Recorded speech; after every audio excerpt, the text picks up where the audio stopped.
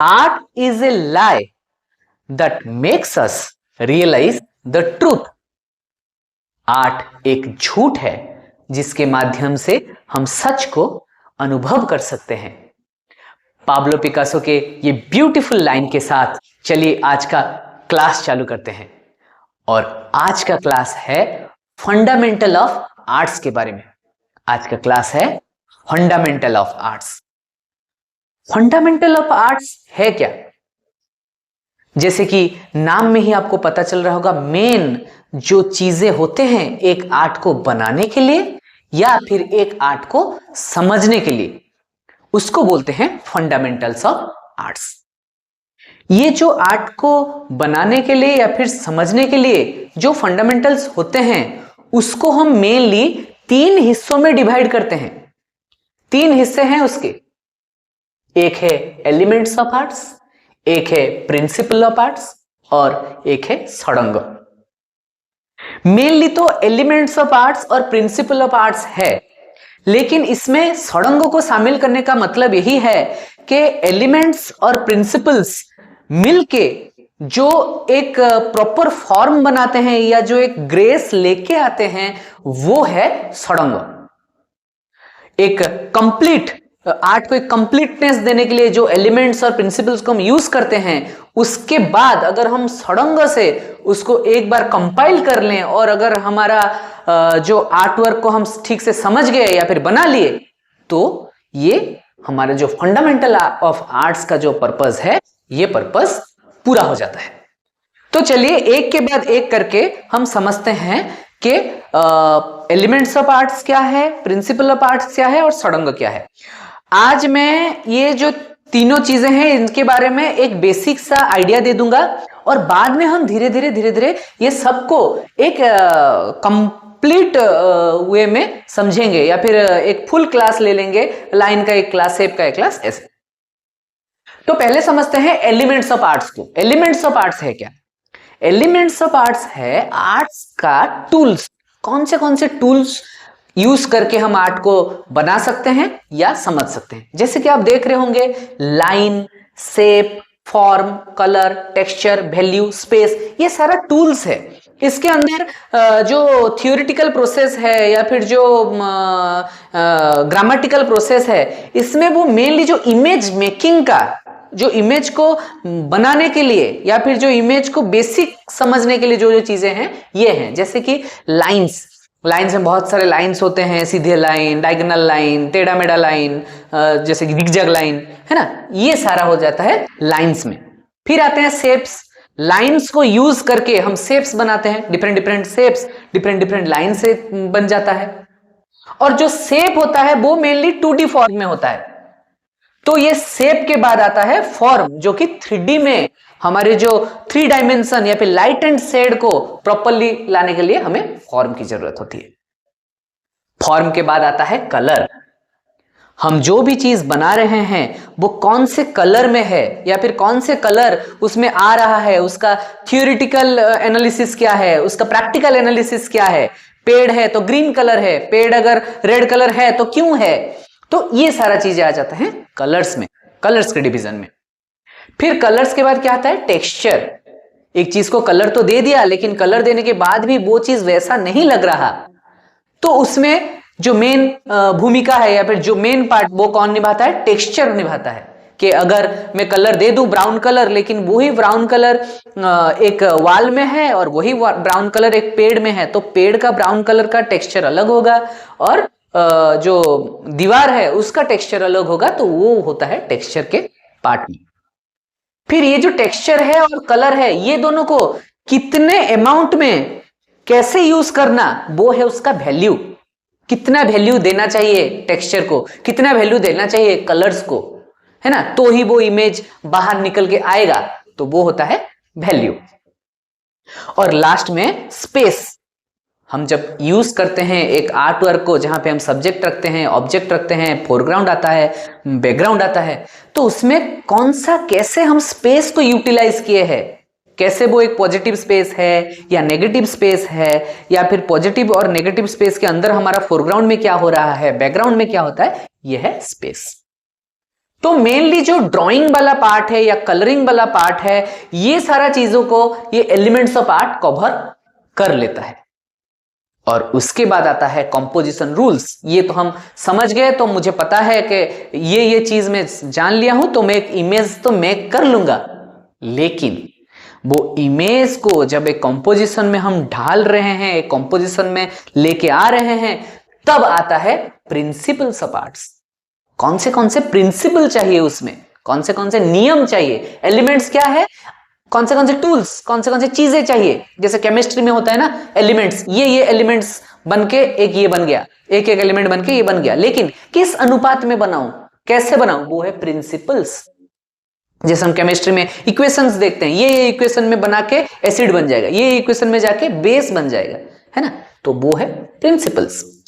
तो प्रिंसिपल में क्या है, unity, variety, proportion, balance, harmony, Mphasis, rhythm.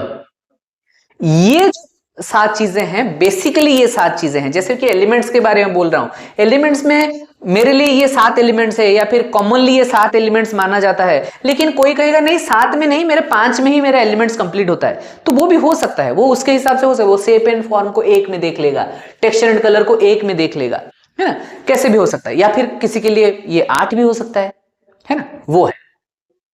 फिर क्या है, प्रिंसिपल्स आते हैं। प्रिंसिपल्स में यूनिटी, एक जो मैं इमेज बना रहा हूं, वो इमेज में यूनिटी है कि नहीं। वो इमेज ऐसा तो नहीं लग रहा कि एक इमेज मतलब अगर मैं ऐसे एग्जांपल देके समझाऊं तो एक मान लो मैं एक लैंडस्केप कर रहा हूं, विलेज का लैंडस्केप, विलेज के लैंडस्केप के अंदर आ गया एक टाउन का एक बड़ा सा बिल्डिंग, है ना, तो वो उसका यूनिटी को ब्रेक कर देता है। वो यूनिटी नहीं हो पाता, वो यूनिट नहीं हो पाता है, वो ब्रेक करता है माइंड को। अरे ये तो गांव का सीन था, यहाँ पे शहर कहां से आ गया, ये बिल्डिंग कहां से आ गया, है ना। एक यूनिटी होना चाहिए, और यूनिटी के साथ साथ वेराइटीज भी होने चाहिए। जैसे अगर मैं गांव का कंपोजिशन बना रहा हूं, तो गांव में क्या क्या चीजें हैं, पेड़ हुए हैं, वो कहीं पे कुछ जानवर हैं, एक छोटा सा घर है, एक छोटा तालाब है, ये चीजें वेराइटी होना चाहिए। वरना एक गांव का सीन बना रहा हूं और एक बस घर कर दिया और कुछ नहीं है, तो वो वेराइटी में वो यूनिटी को एस्टेब्लिश नहीं कर पाएगा। तो वहां पे वेराइटी आना चाहिए, है ना। वेराइटी के साथ साथ फिर आता है प्रोपोर्शन। जो भी बना रहा हूं वो प्रोपोर्शनेट होना चाहिए। कैसे, एक इंसान खड़ा है एक बरगद के पेड़ के नीचे, तो इंसान हमेशा बरगद से छोटा होगा, बरगद का पेड़ थोड़ा बड़ा होगा, इंसान छोटा होगा। ये अगर प्रोपोर्शनल ब्रेक आ रहा है तो कहीं ना कहीं वो मेरा कंपोजिशन का जो थीम को वो ब्रेक कर रहा है। और वो ब्रेक भी कहीं कहीं जगह पे हमें थियोरिटिकली समझने के लिए वो प्रोपोर्शनल ब्रेक को भी समझना जरूरी है। ऐसा नहीं है कि ब्रेक हो गया तो वो गलत हो गया, शायद वो आर्टिस्ट उसको ब्रेक करने की कोशिश कर रहा है, ब्रेक करके वो उसका कुछ थ्योरी दिखा रहा है, बता रहा है, वो समझना पड़ेगा। लेकिन जब हम एक बेसिक कंपोजिशन के बारे में या फिर प्रोपोर्शन के बारे में बात करते हैं ड्राइंग के, तो वो ये है कि सारे चीजें एक दूसरे से प्रोपोर्शनेट होने चाहिए। फिर आता है बैलेंस। जब भी हम कुछ काम कर रहे हैं, कंपोजिशन कर रहे हैं, उसमें एक बैलेंस बैठना चाहिए। जैसे हम बोल रहे हैं symmetric balance, asymmetric balance, radial balance, है ना। ये सारा चीजें कैसे पिक्चर में आ रहा है, ये सारी चीजें आ गए। फिर आएगा हार्मोनी। मैं सब चीजें तो ले आया, वेराइटी भी हो गया, यूनिटी में उसको बिठा दिया, प्रोपोर्शनेट कर दिया, बैलेंस में रख दिया, लेकिन उसमें हार्मोनी कितना है, उसमें वो एक दूसरे के साथ कितने जुड़े हुए हैं, कितने समझ पा रहे हैं हम उसको, वो है हार्मोनी। हार्मोनी के बाद आता है एम्फासिस। हम कैसे एम्फासिस कर रहे हैं अपने सब्जेक्ट को। मैं गांव के एक विलेज का सीन दिखा रहा हूं जहां पे एक बच्चा बैठ के पढ़ाई कर रहा है और मेरा फोकस है बच्चे को एज ए सब्जेक्ट दिखाना। तो वहां पे एम्फासिस कितना आ रहा है बच्चे को। मैं बच्चे को एक बहुत दूर में कहीं पे एक छोटा सा दिखा दिया और पूरा विलेज का बना दिया, तो मेरा एम्फासिस सब्जेक्ट्स के ऊपर हट गया और ऑब्जेक्ट पे आ गया, है ना। एम्फासिस रहना चाहिए, और एम्फासिस के साथ जहां जहां पे रिदम चाहिए वहां पे रिदम भी होना चाहिए। जैसे कि मैं एक इमेज दिखा रहा हूं, जिस इमेज में हवा बह रही है, तो हवा का रुख एक तरफ है, पेड़ उस तरफ, वो कोई जा रहा है तो उसका कपड़ा उस तरफ, सब कुछ एक तरफ है। मान लो मैं सब कुछ एक तरफ किया, एक लड़की जा रहा है, पूरा हवा इस तरफ चल रहा है और उसका बाल इस तरफ है, तो वो रिदिम ब्रेक हो गया वहां पे, है ना। तो वो हमारे जो इमेज के अंदर रिदिम भी होना चाहिए। और ये है उसको एक बेसिक समझने का तरीका, और उसके अंदर फिर और बहुत सारे डिटेल्स हैं, बहुत सारे एग्जांपल्स हैं, वो हम धीरे धीरे आगे एक एक पूरा पूरा क्लास में समझ लेंगे। और उसके बाद आता है जो हमारे वैदिक लिटरेचर में जो षडंग है, जहाँ पे बादशायन मुनि जो 64 आर्ट्स के बारे में बात किए, जहाँ पे पेंटिंग को प्राधान्य दिया गया, वहाँ पे जो यशोधर मंगला ने जो षडंग को लेके एक इमेज बनाने का एक बहुत ही शॉर्ट फॉर्मूला बनाया कि इस फॉर्मूला को डाल दो और ये फॉर्मूला को अगर सपोर्ट कर रहा है तुम्हारा इमेज ओके है ना। तो वो है षडंग। रूप भेद प्रमाणानि भाव लावण्य वियोजनम सादृश्यम वर्णिका भंगम इति चित्र षडंगम। ये है हमारा षडंग। षडंग में क्या आता है? रूप भेद। जो जितने भी हम रूप बना रहे हैं, जितने भी इमेजेस बना रहे हैं, उसके अंदर एक डिफरेंस होना चाहिए।